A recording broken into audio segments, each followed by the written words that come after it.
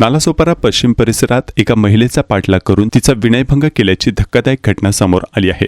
या प्रकरणी अज्ञात आरोपी विरोधात गुन्हा दाखल करण्यात आला असून पोलीस त्याचा शोध घेत आहेत। पोलिसांनी दिलेल्या माहितीनुसार संबंधित महिला वसई पश्चिम येथील एका हॉटेलमधून आपल्या राहत्या घरी जात असताना एका अज्ञात व्यक्तीने तिचा पाठलाग केला। त्यानंतर आरोपी महिलेच्या इमारतीपर्यंत पोहोचला। इमारतीच्या परिसरात आरोपीने महिलेच्या फ्रॉकमध्ये हात घालत महिलेचा विनयभंग करत तिच्याशी अश्लील कृत्य केल्याचा आरोप आहे। या घटनेनंतर महिलेने पोलिसांकडे तक्रार दाखल केली। तक्रारीच्या आधारे पोलिसांनी भारतीय न्याय संहिता कलम 74, 75 आणि 78 अंतर्गत अज्ञात आरोपी विरोधात गुन्हा नोंदवला आहे।